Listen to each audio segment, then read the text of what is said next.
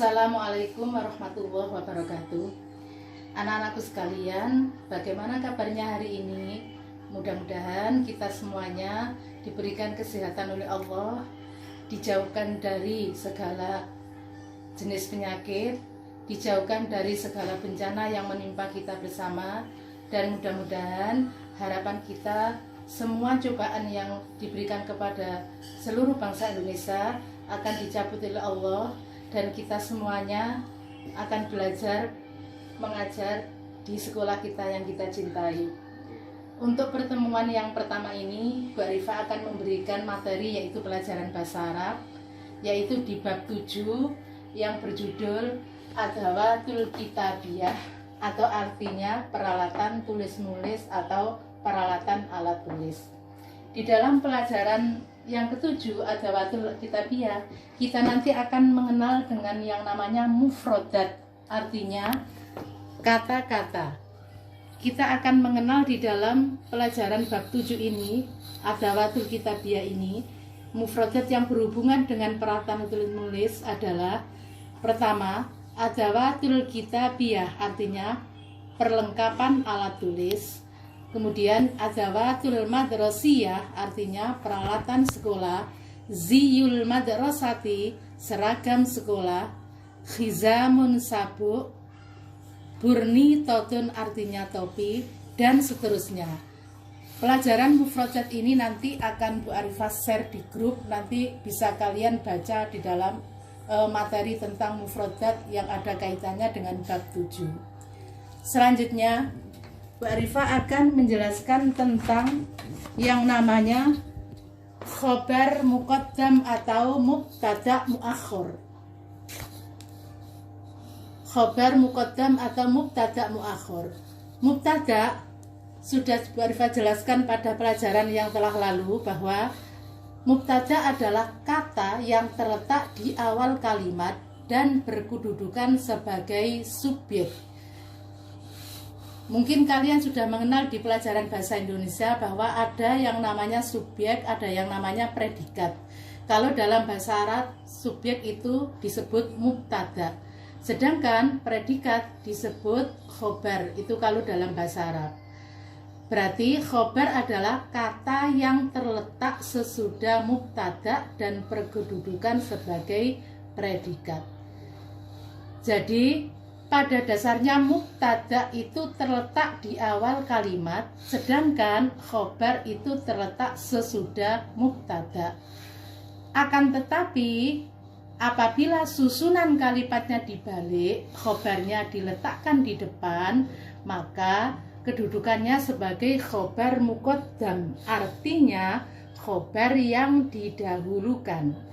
Dan apabila mubtadanya yang seharusnya terletak di depan tetapi diletakkan di belakang, maka disebut dengan mubtada muakhir, artinya mubtada yang diletakkan di akhir atau di belakang.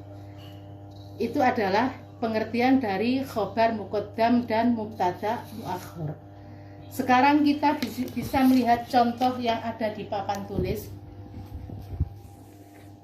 Bisa kalian buka di halaman 39 latihan 3. Di situ ada contohnya yang berbunyi Al-Kitabu alal maktabi.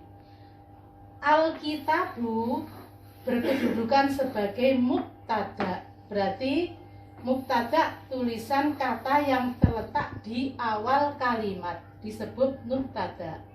Sedangkan yang di belakang kata alal maktabi disebut sebagai khobar yang terletak sesudah mubtada. Artinya kitab di atas meja. Kitab berkedudukan sebagai mubtada, sedangkan di atas meja berkedudukan sebagai khobar. Sekarang kita balik. Mubtada diletakkan di awal, mubtada diletakkan di akhir, tetapi khobarnya dibalik diletakkan di depan. Kedudukannya seperti ini. Alal maktabi yang asalnya letak di belakang kemudian dibalik di depan, alal maktabi, berarti khobar yang pertama kedudukan sebagai khobar terbalik di depan menjadi khobar muqaddam. artinya khobar yang didahulukan. Alkitabu yang asalnya di depan tadi diletakkan di belakang, maka alnya harus dibuang. Langsung alkitabu asalnya jadi kitabun. Yang awalnya pakai dhamma, kalau dibalik di belakang maka kitabun, baknya harus dipakai dhammaten. Maka bunyinya alal maktabi kitabun. Alal maktabi yang asalnya khobar diletakkan di depan, maka kedudukannya sebagai khobar muqaddam. Sedangkan alkitabu yang asalnya mubtada letak di depan, sekarang diletakkan di akhir, maka kedudukannya sebagai mubtada muakhir. Kalau kita melihat artinya, yang asalnya kitab di atas meja, kitab menjadi mubtada, khobar di atas meja menjadi khobar, sekarang dibalik di atas meja, karena khobar diletakkan di depan maka kedudukan sebagai khobar muqaddam. Sedangkan kitabnya diletakkan di belakang maka kedudukannya sebagai mubtada muakhir. Kalau ini kita lihat dari terjemahan dari kalimat yang ada di sini. Sekarang kalian diberi tugas oleh Bu Arifah untuk mengerjakan yang ini, latihan halaman 39 latihan 3. Nanti bisa dibuka di LKS halaman 39. Akan tetapi Bu Arifah di sini akan memberikan tugas kalian, yaitu di LKS bisa dibuka di halaman 27 latihan 1. Artikan kata-kata di bawah ini. Bisa kamu artikan, nanti bisa lihat di materinya Bu Arifah, akan saya share di grup kelas 5. Kemudian baliknya lagi, latihan 2. Di sini kamu mengerjakan langsung saja, ditulis kolamun artinya apa. Nanti kalau yang tulisan Latin, yang bahasa Indonesia, kamu ganti dengan tulisan Arabnya. Seperti biasanya Bu Arifah ngasih tugas kepada kalian semuanya. Paham ya anak-anak ya?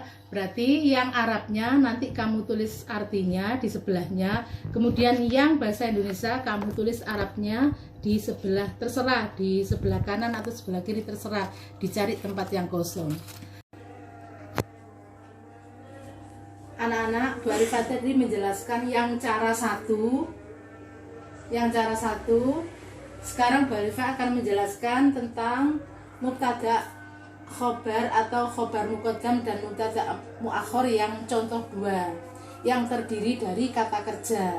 Contoh sekarang, Fatimatu taqra'ul kitaba, artinya Fatimah membaca kitab. Fatimah di sini berkedudukan sebagai mubtada, sedangkan taqra'ul kitaba berkedudukan sebagai khobar. Kalau di sini yang khobarnya terdiri dari 2 kata, taqra'u sama al-kitaba. Sekarang kita rubah menjadi khobar muqaddam diletakkan di depan, sedangkan mubtada yang asalnya di depan diletakkan di akhir, disebut mubtada muakhir.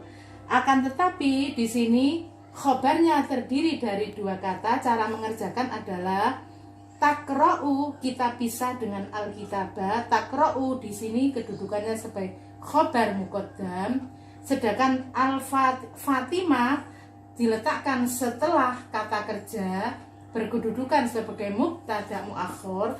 Yang di terakhir ini berkedudukan sebagai maf'ul bih. Alkitabah kedudukannya sebagai maf'ul bi. Maf'ul bi itu artinya kalau dalam bahasa Indonesia disebut objek. Ada subjek, ada predikat, ada objek. Kalau objek dalam bahasa Arab itu disebut dengan maf'ul bi, sama. Demikian cara mengerjakan yang contoh yang kedua. Nanti di halaman 39 nanti ada 2 versi cara mengerjakan. Bisa lihat di contoh 1, bisa lihat di contoh 2. Nanti yang ada kata kerjanya berarti kalian semuanya akan contoh yang dipakai adalah contoh yang nomor 2. Demikianlah penjelasan Bu Arifah yang mengenai tentang bab 7 Adawatul Kitabiyah yang berhubungan dengan peralatan alat tulis menulis. Di sini materi yang dibahas tadi adalah khobar muqaddam dan mubtada muakhir. Demikianlah penjelasan Bu Arifah, dan saya akhiri. Nanti apabila ada pertanyaan bisa ditanyakan di grup atau WA. Siapa yang belum mengerti, nanti Bu Arifah akan menjelaskan di situ. Saya akhiri. Wassalamualaikum warahmatullahi wabarakatuh.